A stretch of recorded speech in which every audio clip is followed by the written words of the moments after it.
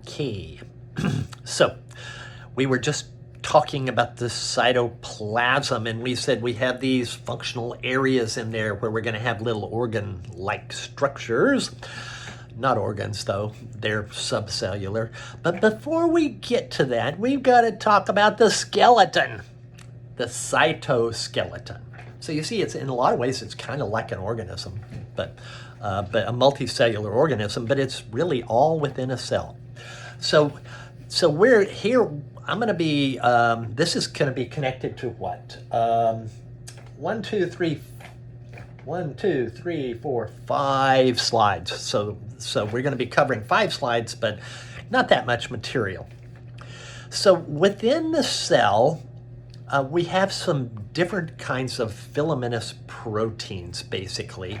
And the two that you need to know about are going to be microfilaments, that's one of them, and microtubules, that's number 2.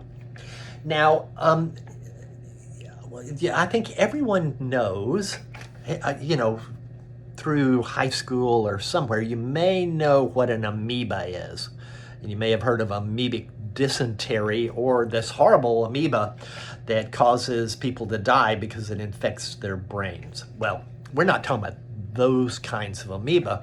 There are free living amoebas out there. And so you might know about these. You say they kind of ooze along, right? And how do you ooze? You change shape. The cell changes shape. How does a cell change shape? Microfilaments. They're just under that cell membrane, and they change the shape of the cell. And what does an amoeba do? It'll like engulf a particle to eat it. We'll talk about that later on too. So we have microfilaments that are going to be changing the shape of a cell. Now, you're sitting there saying, this is human anatomy, not amoeba anatomy. Humans have similar kinds of cells, but I bet you didn't know it. So that's why I brought up the amoeba. White blood cells. There are certain kinds of white blood cells that act like a hound dog chasing a rabbit. Literally, I've seen videos under a microscope of a neutrophil or a macrophage chasing a bacterium. And it's literally like a dog chasing a rabbit. And when it catches it, he's going to engulf it and eat it like that amoeba. And so this changing shape comes from these microfilaments. Now, much less exciting than that, we have these organs. I said that we have these organelles that are present in the cell, and they're not just bobbing around like a bobber in the lake. They're held in various locations within the cell. And so what is holding them in place is something called a microtubule. So we have these microtubules that are like a scaffolding. You'll see them on the slide, the next slide. So you'll see a mitochondria that's held there, and it's held in a certain relationship to the nucleus. These are some examples of organelles. And so the microtubules are there to kind of hold things in place, and then to be like a highway for moving materials around within the cell. So let me see what I've got here. We have a picture. Okay, so we have this picture, and okay, so on the second of the 5 slides that I'm talking about, when you look at that picture, you will see the big microtubules, obviously. And you have to look really close. If you look really close, right along the edge of the cell, remember I'd said the microfilaments are right there along the cell membrane, and they're little teeny tiny. So that's what you're paying attention to, the microfilaments and the microtubules. Now, how do we know these things are really there? Well, there is a microscopic technique, 3rd slide. There's a microscopic technique where you can put a fluorescent tag on something, a certain kind of protein, microtubule protein, and it'll glow under a certain type of microscope, fluorescence microscopy. And these are actual microscope images on that third slide showing microtubules. You see they're all over the place in there. All right. So this cytoskeleton, we're only 5 minutes in, that's good. The cytoskeleton, we have these microtubules in it that are there, and we also have microfilaments.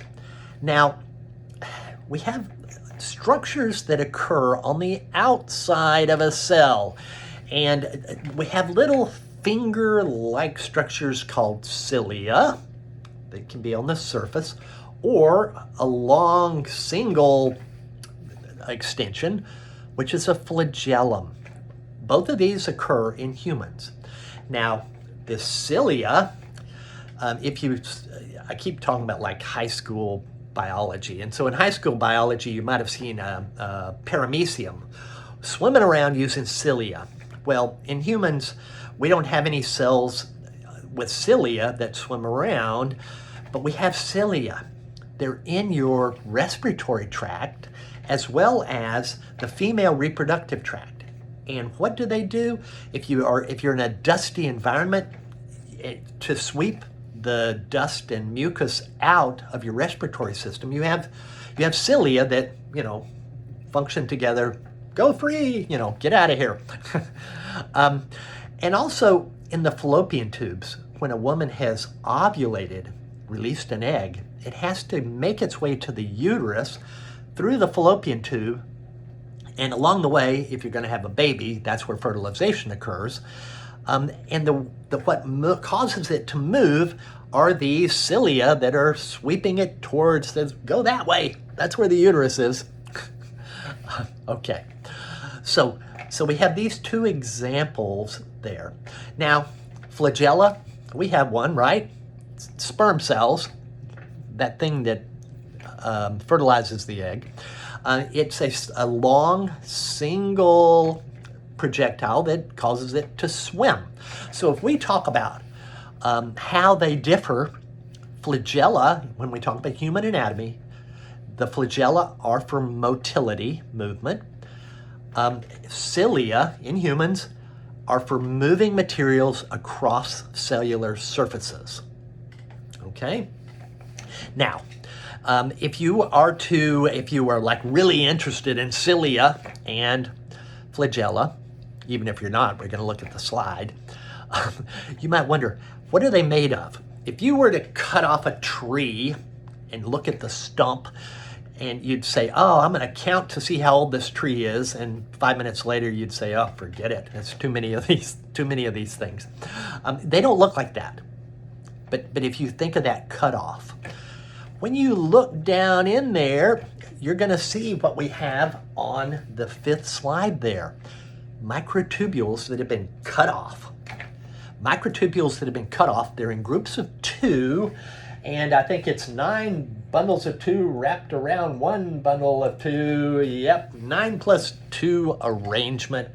And on the right-hand side of that fifth slide there, you can see cilia. Looks like hair. So, and this is one of those hairs cut off like a tree trunk. That's what we're seeing here. All right, we're moving right along. What's coming up next? Oh, mitochondria.